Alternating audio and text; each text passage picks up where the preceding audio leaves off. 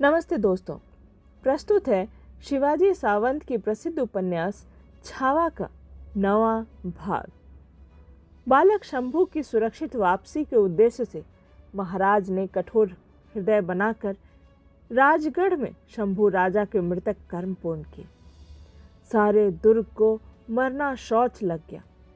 संभाजी की मृत्यु की अफवाह 12 मावलों खंड में फैल गई। गांवों बस्तियों की घरों कुटियों में भी दुख छा गया।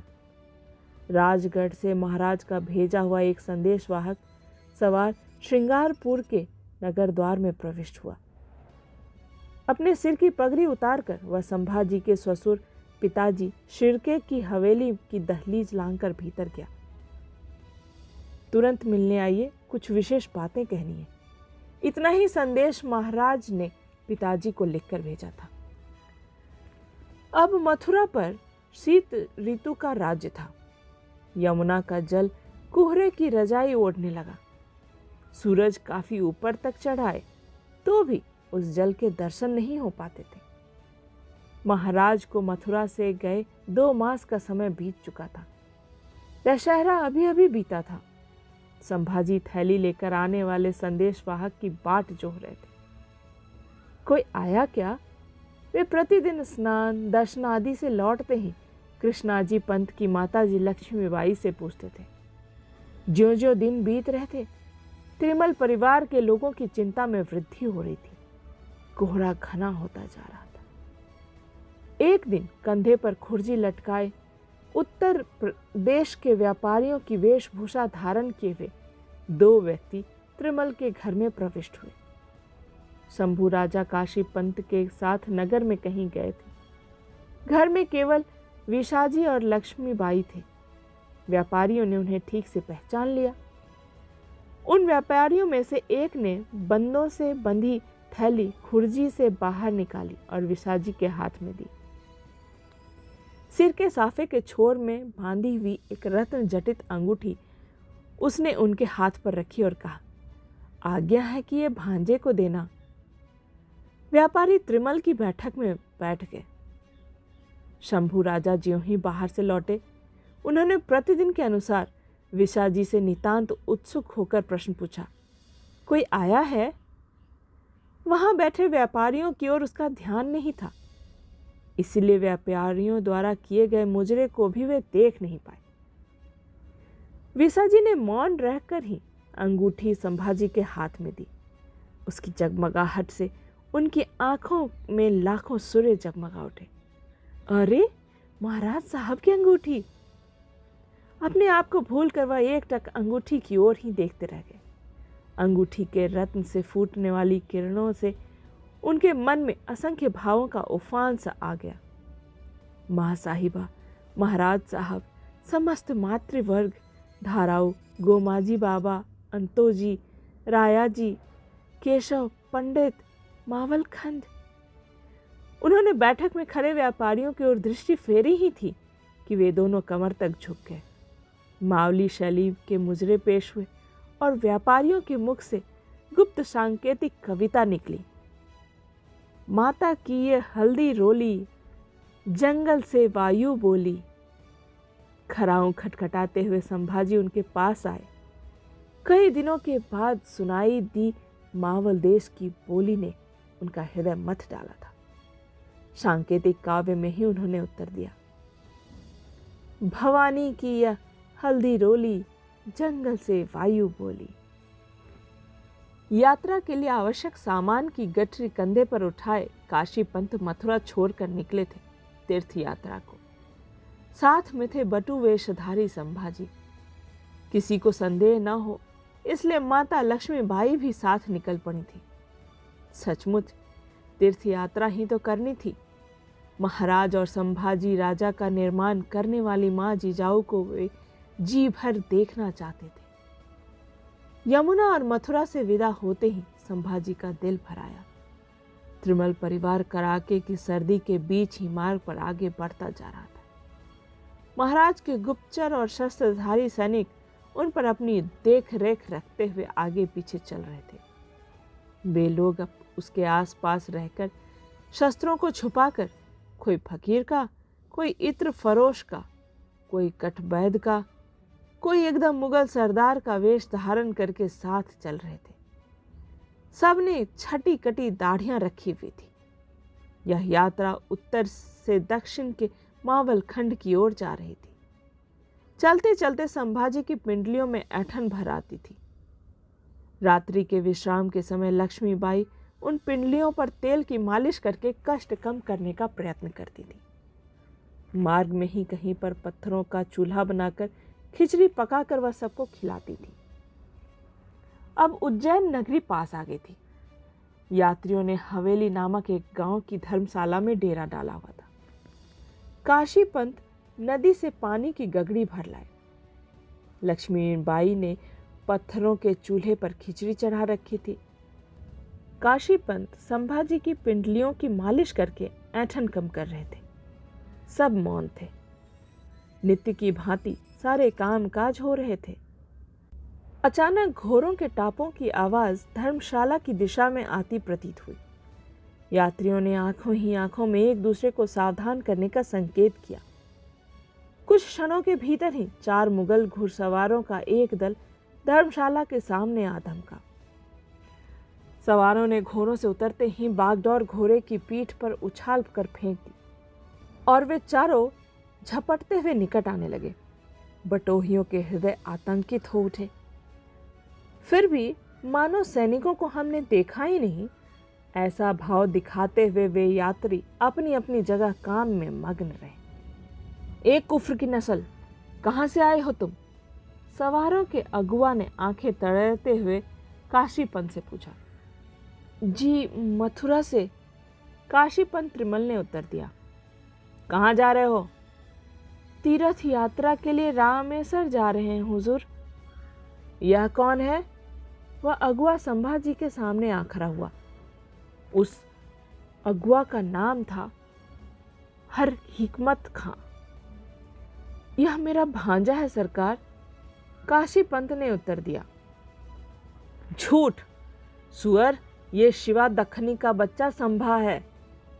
इन वाक्यों को सुनते ही संभाजी के कानों की लोल की लाल हो उठी, मानो किसी ने कलेजे पर अंगारे रख दिए हों। खत्म हो गया, अब तो सारा खेल ही खत्म हो गया। संभाजी की पिंडलियों में फिर ऐंठन आ गई। शिवा? कौन शिवा? यह तो मेरा भांजा है। काशीपंत ने आवाज चढ़ाते हुए ऐसे कहा मानो वे शिवाजी को जानते ही ना हो और वह अपने भांजे को किसी भी हालत में छोड़ने को तैयार नहीं हो। उन्होंने शंभू राजा को अपने से चिपटा लिया था। यह तेरा भांजा है? क्या नाम है इसका? माँ कहाँ है इसकी? हवलदार ने प्रश्न रूपी कोरे को एक और फटकार जमाई। इसका नाम माधव है, इसकी माँ गुजर गई है। काशीपंत ऐसे बोले जैसे अपनी बहन की स्मृति से उनका गला भराया। झूठ! बम्मन, तेरी जुबान यूं सीधे से नहीं खुलेगी। उस हवलदार ने अपने हाथ का कोड़ा काशीपंत की बगल पर मारा। उस कोरे का सिरा संभाजी की बाह पर भी पड़ा और एक निशानी छोड़ गया। यात्रीगण बेचैन हो उठे, शाही शिकंजे में अटक गए। हम गरीब ब्राह्मण हैं, यात्रा पर जा रहे हैं, रहम करो सरकार। कोरे की मार की वेदना भूलकर केशव पंत अपनी सारी अभिनय कला को दांव पर लगाते हुए बाजी हारती हुई अपनी किस्मत से झगड़ रहे थे। वे गिड़गिड़ाने लगे। हर हिकमत खां या बम्मन है तो इसकी जुबान यूं नहीं खुलेगी। इसे एक ही थाली में खाना खाने को कहो अपने भांजे के साथ। एक सवार ने अपने सरदार को एक तरकीब सुझाई। मरहबा, बिल्कुल दुरुस्त, कहते हुए हवलदार ने काशीपंत को धमकाते हुए कहा। ए बूत परस्त, ये भांजा है ना तेरा, तो इसके साथ एक ही थाली में खाना खा। ए बुड्ढी, लगा थाली। हिकमत खां ने हुक्म दिया। सारे यात्री गड़बड़ा गए, उलझन में पड़ गए। ऐसी बात क्यों कर की जाए? शास्त्र में ऐसा करना, केशवपंत कुछ कहना चाहते थे। जहन्नुम में गया तेरा शास्त्र, थाली लगाए बुढ़िया। हिकमत खां ने उन्हें बोलने ही नहीं दिया। काशीपंत ने संभाजी की ओर देखा। उन्हें संदेह हुआ अब इस राजपुत्र का रक्त उबल पड़ेगा। शंभू राजा कुछ गड़बड़ झमेला कर बैठेंगे, फिर सबकी रवानगी हो जाएगी उज्जैन के आबदार खाने में। जीवन भर के लिए धब्बा लग जाएगा। लक्ष्मीबाई ने समझदारी दिखाते हुए थाली में खिचड़ी परोसी, उसमें मथुरा की मिठाई रखी, कमली की तह बनाकर बिछाई गई और उसके एक ओर केशव पंत बैठ गए। बैठो बेटा, कहते हुए उन्होंने बटू संभाजी को थाली की दूसरी ओर बिछाई कमली पर बैठने का इशारा किया। मनुष्य के जीवन में कुछ ऐसे अवसर आते हैं जो आकर एक ही क्षण में अत्यंत बहुमूल्य समझदारी की बातें सुझा जाते हैं। शंभू राजा कमली पर बैठ गए। उन्होंने काशी पंत के साथ ही बलि वैश्व देव की आहुतियां दी। क्षण भर के लिए दोनों ने एक दूसरे की ओर देखा और दोनों ने मन ही मन कुछ पक्का कर लिया। आंखें बहुत कुछ कह जाती हैं। भोजन की थाली को नमस्कार करके उन्होंने उसे हाथ लगाया। उन दो हाथों में से एक हाथ था यमुना के जल का अर्घ्य देने वाले ब्राह्मण का और दूसरा हाथ था धरती को रक्त का अर्घ्य चढ़ाने की ही जिसकी कुल की रीत है उस भोसले का। यह भाग्य की लीला थी। काशी पंत और शंभू राजा एक ही थाली में खाना खाने लगे। हिकमत खां और उनके साथी यह देखकर छटपटा कर रह गए। गलत खबर दी कमबख्तों ने। हिकमत खां ने खबर पहुंचाने वाले को खरी खोटी चुनाई। यह चावल चबाने वाला गुलशब्बो शिवा का बच्चा कैसे होगा? चलो। सिपाही धर्मशाला के बाहर चले गए। यात्रियों ने संतोष की सांस ली। धर्मशाला में शांति छा गई। शंभू राजा की ओर अभिमान और कौतुक भरी दृष्टि से देखते हुए काशी पंत ने मन ही मन सोचा, वास्तव में हमारा भी इतना अवधानी, इतना समझदार भांजा होता तो कितना अच्छा होता। संभाजी राजा की उंगलियां अभी थाली का अन्न मिलाने में ही व्यस्त थी। आज उन्होंने पहली बार यह अनुभव किया।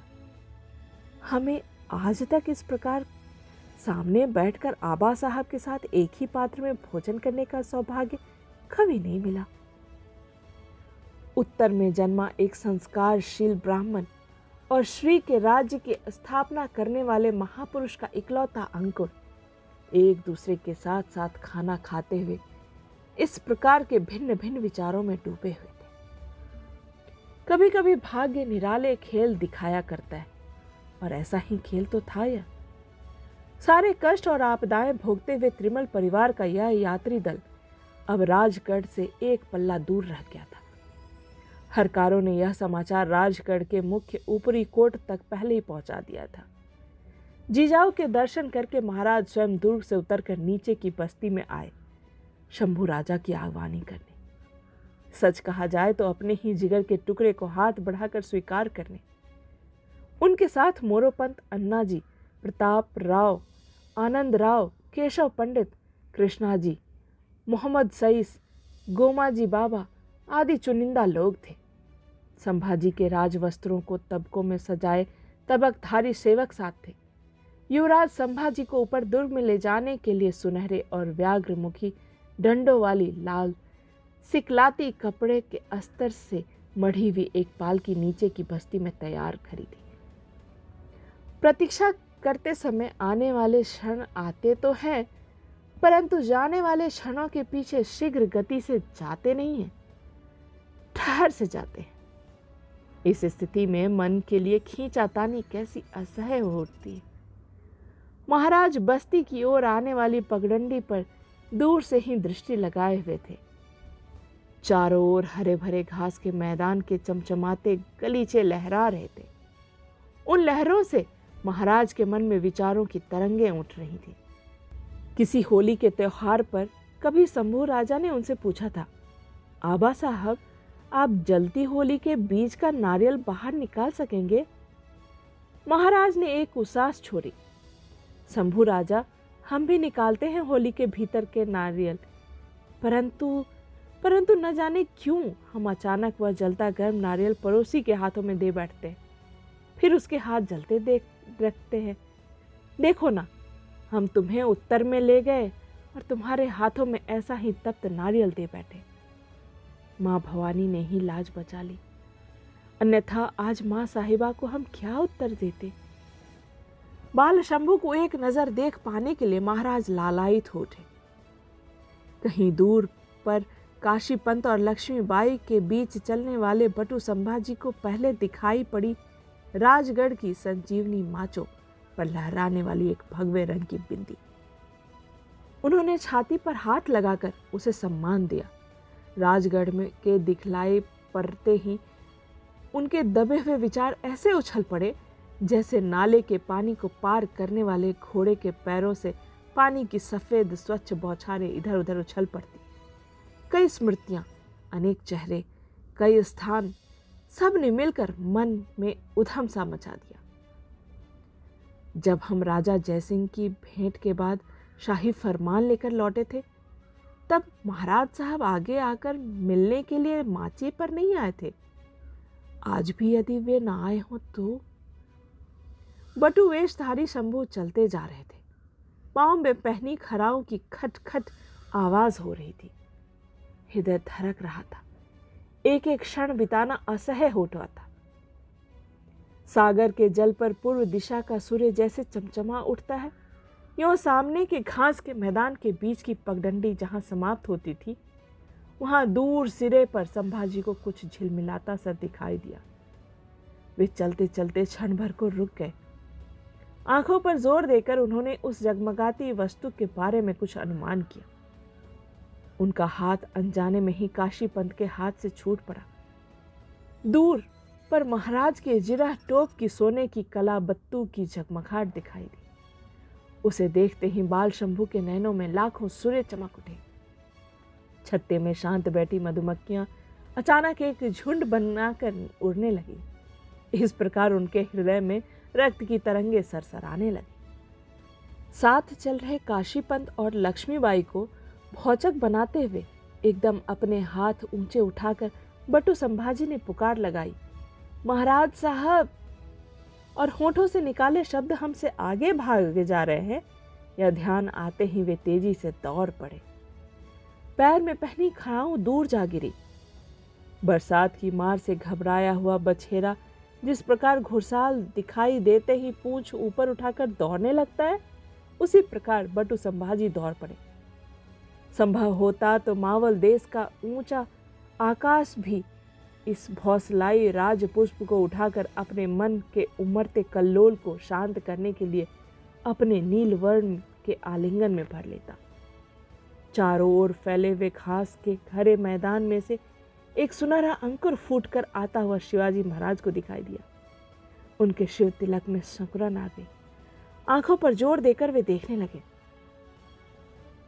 शंभू बेटा दौड़ रहा है, गिर गया तो? जैसे कोई 8 हाथों को आगे बढ़ाकर दौड़ पड़े, ऐसे महाराज झटपट आगे बढ़े। महाराज इस प्रकार झटपट क्यों चले जा रहे हैं, यह उनके साथ के लोगों को पहले तो समझ ही नहीं आया। परंतु जब समझ आया तो वे सभी महाराज के पीछे पीछे ही तेजी से चलने लगे। बटू संभाजी का मुख पसीने से अभिषक्त और गर्मी से लाल हो उठा था। वे हाथ उठाकर दौड़े आ रहे थे, कंधे की खिसकने वाली झोली को बार बार संभाल रहे थे। संभव होता तो वे उस झोली को फेंक ही देते। झोली संभालते हुए दौड़ने वाले बटू शंभू को देखकर महाराज गदगद हो उठे। उन्होंने सोचा, वामना अवतार की बटू मूर्ति भी ऐसी ही रही होगी क्या? जैसे किले की प्राचीर से सनसनाती हुई हवा जा टकराती है, पर्वत शिखर से छलांगे लगाता हुआ भागता हुआ पहाड़ी नाला ज्यों किसी झागदार तीव्र वेग वाली नदी से जा मिलता है, उसी प्रकार बटू संभाजी पग बढ़ाते हुए महाराज से जा मिले। श्वास से दूर गया हुआ प्रश्वास आ मिला, तलवार से धार आ मिली, राजयोगी से बाल योगी आ मिला, दूरदर्शी एवं निपुण महानता से सहनशील सयानी लघुता आ मिली। आबा साहब से बाल शंभू आ मिले। आबा साहब की कमर को बाल शंभू ने दृढ़ रूप से आलिंगन में कसा हुआ था।